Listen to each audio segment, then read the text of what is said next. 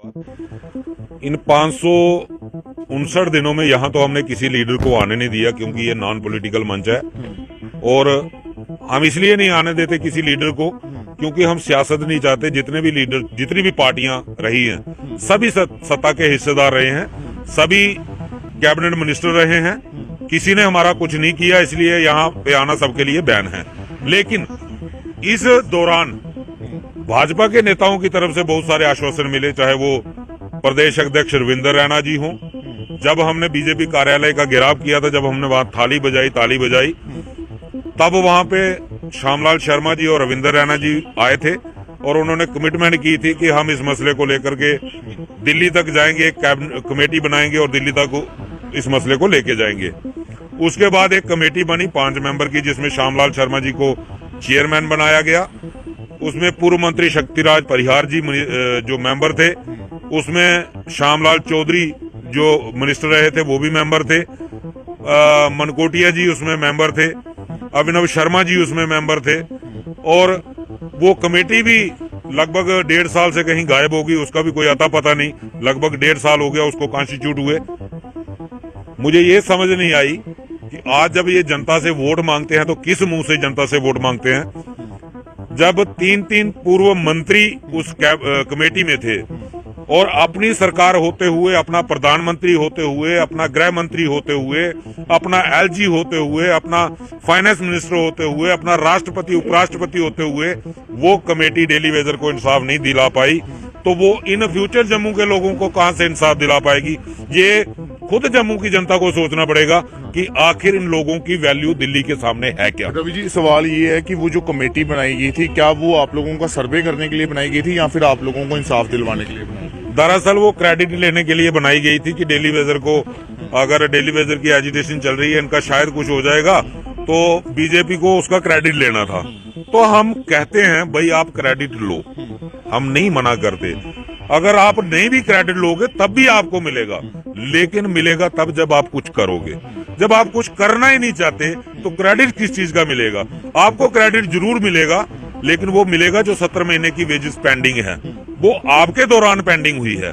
मार्च 2015 से लेके 22 मार्च 2022 तक 17 महीने की वेजेस पेंडिंग है, उसका क्रेडिट आपको जरूर मिलेगा, उसका जवाब आपको देना पड़ेगा। क्योंकि सरकार केंद्र में भी आपकी थी और जम्मू में भी कल्यूशन में आपकी सरकार। अभी कहाँ फिलहाल वो कमेटी, अभी कहाँ है वो मेंबर्स? अभी ये तो वही जानते होंगे कि आपने कभी ढूंढने की कोशिश नहीं की? नहीं, हम क्यों ढूंढेंगे। वोट उनको लेना है जनता से, डेली वेजर के वोटों की उनको जरूरत है, हम क्यों ढूंढे उनको। उनका फर्ज बनता था। उन्होंने, कमेटी ने रिपोर्ट क्या बनाई, हमारे साथ कुछ डिस्कशन नहीं किया उन्होंने कि हमने क्या रिपोर्ट बनाई।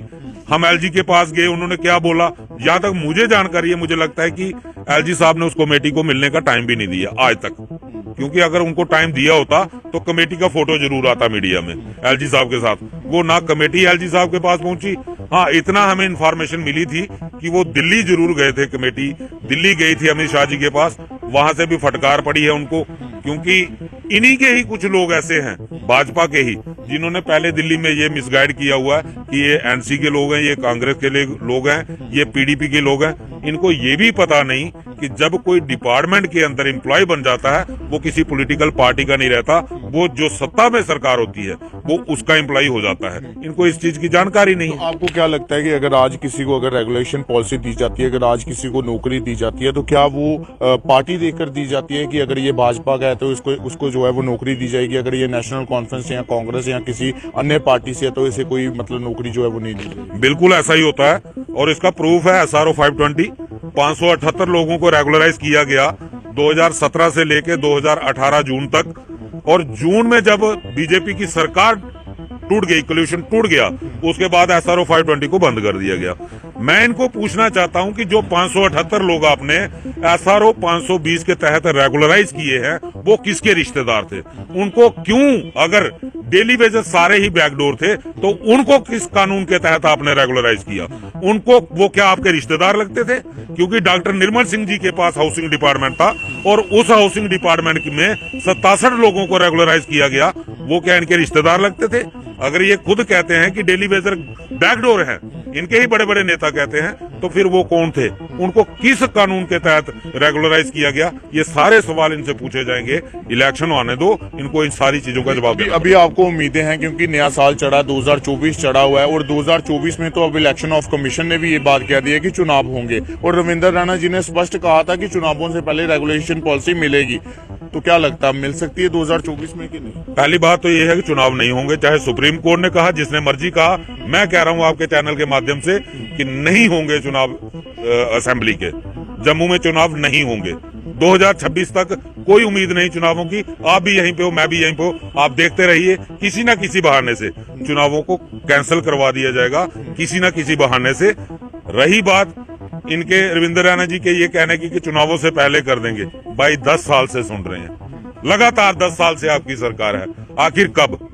हमारे जो 350 लोग रिटायर होके घर चले गए, खाली हाथ बेचारे 30-30 साल डिपार्टमेंट को दे के चले गए, वो कब तक इंतजार करेंगे? ये हमारे पीछे साथी खड़े हैं, कमल जी खड़े हैं, इनका 1 साल बचा है, 2 साल अगर चुनाव नहीं होंगे ये भी खाली हाथ घर चले जाएंगे। इनका क्या कसूर है? जो कल करना वो आज क्यों नहीं हो सकता?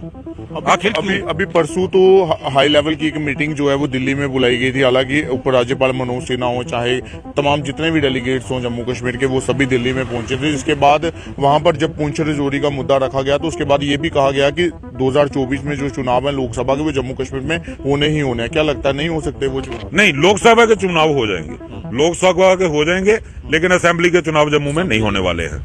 क्या लगता है क्यों नहीं करवाना चाहते चुनाव असेंबली? भैया आज बीजेपी को 10 सीटें नहीं मिल सकती, 5 सीटें नहीं मिलती। डेली वेजर साथ नहीं है बीजेपी? बिल्कुल नहीं है। क्यों नहीं है? जब तक रेगुलाइजेशन नहीं होगी डेली वेजर किसी का साथ नहीं देगा, कोई सत्ताधारी पार्टी का साथ बिल्कुल नहीं देंगे। लेकिन रविंदर रैना जी तो कह रहे हैं ना कि इलेक्शन से पहले उन लोगों को रेगुलेशन पॉलिसी मिल जाएगी। भाई मैं भी कह रहा हूँ कि आज क्यों नहीं? क्या लगता है वो भी आज क्यों नहीं? रोटियां सेकना चाहते हैं। बस बीजेपी ने किया क्या है? 2014 से लेकर डेली वेजर को गुमराह करके वोट ही तो लिया। 2014 में इन्होंने यहाँ ये सामने जहाँ गाड़ियां लगी है ना, निर्मल सिंह जी यहाँ पे आए थे, उस वक्त ये प्रेसिडेंट होते थे, हमारे लोग यहाँ पे धरने पे बैठे थे, इनको जूस पिलाया, वादा किया कि हमारी सरकार सत्ता में लाओ, हम लोग आपके साथ इंसाफ करेंगे, हम आपको रेगुलराइज करेंगे। जब मोदी जी की रैली हुई बिलावर में, निर्मल सिंह जी वहां पे अनाउंस किया कि हमारी सत्ता आएगी, हम सबसे पहले आपको रेगुलाइजेशन देंगे। दूसरी रैली बीजेपुर में हुई, बीजेपुर में हमारे जुगल जी ने कहा, मोदी जी के सामने कहा कि जम्मू कश्मीर के 2 बड़े मुद्दे हैं, एक 370 और दूसरा डेली वेजर 61,000 परिवार। 61,000 परिवारों के साथ हम इंसाफ करेंगे, हम सत्ता में आने दो। ललकार रैली हुई एमएएम स्टेडियम के अंदर, जुगल जी इन्होंने खुद मोदी जी के सामने अनाउंस किया था, हमारी सत्ता चाहे केंद्र में आए चाहे जम्मू कश्मीर में आए, सबसे पहले डेली वेजर के साथ इंसाफ करेंगे। क्यों नहीं हुआ?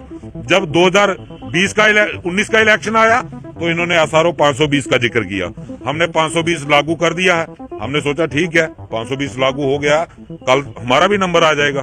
लेकिन जैसे इनकी सरकार टूटी उसके बाद कोई भी इंपावर कमेटी की मीटिंग नहीं हो पाई, क्योंकि भाजपा ने सीधा डायरेक्शन दे दी कि अब रोक दो, अब जब इलेक्शन आएगी तब इसके बारे में सोचेंगे। जो लोग तब तक हो चुके थे वो आज 23-24 हजार रुपया मंथली सैलरी ले रहे हैं, उनके लिए लागू हो गया। लेकिन जो बाकी, जब सरकार टूट गई उसके बाद उसको रोक दिया गया। 2020 का चुनाव आया डीडीसी का, तब हमारी एजिटेशन चल रही थी। जब इन्होंने देखा कि अब डेली वेजर ने भाजपा का बहिष्कार कर दिया है, इन्होंने एलजी साहब के साथ मिलकर एक प्लानिंग बनाई। उस प्लानिंग के तहत हमें राजभवन में बुलाया, हमारे साथ मीटिंग हुई। एलजी साहब ने वादा किया कि डीडीसी चुनावों की घोषणा हो चुकी है, इस वक्त मैं कोई घोषणा नहीं कर सकता, लेकिन डीडीसी इलेक्शन खत्म होने दो, आपकी रेगुलाइजेशन प्रोसेस फेज मैनर में हम आपको रेगुलराइज करेंगे, आप डीडीसी की इलेक्शन खत्म होने दो। हमने उस वक्त भी ये सोचा, रविंदर रैना जी भी साथ थे, जुगल जी भी साथ थे, हमने सोचा कि अब जम्मू कश्मीर की सबसे बड़ी चेयर जो है वो कमिटमेंट कर रही है, और जो पार्टी रूलिंग में है उसका स्टेट प्रेसिडेंट उस मीटिंग में बैठा हुआ है, मेंबर पार्लियामेंट उस मीटिंग में बैठा हुआ है। अब तो धोखा होने का कोई चांस नहीं है। लेकिन जब इनका इलेक्शन निकल गया तो डेली वेजर को भूल गए।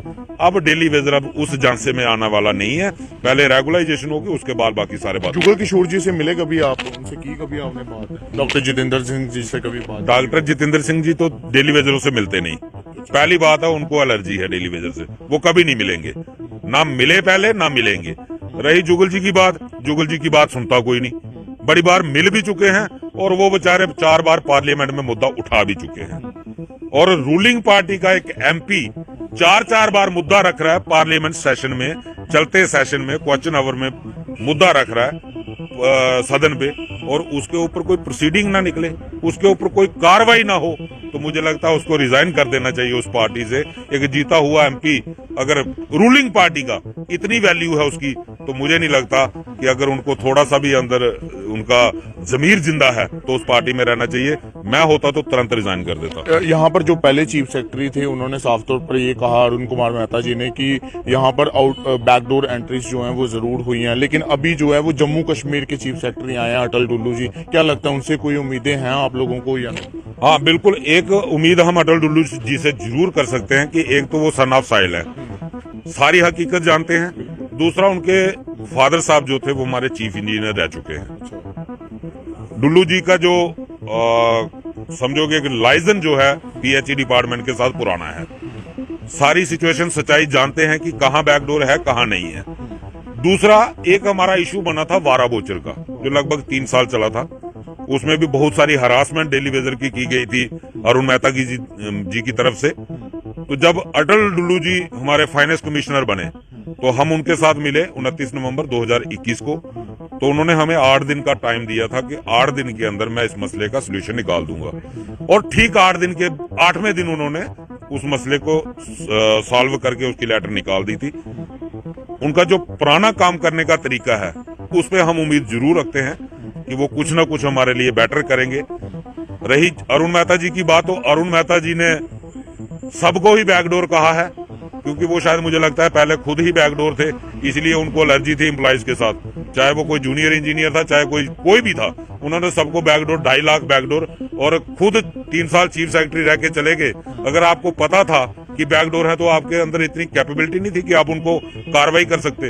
अगर बैकडोर होते तो वो कार्रवाई जरूर करते, लेकिन मसला ये था कि वो सिर्फ और सिर्फ लोगों को गुमराह करते थे।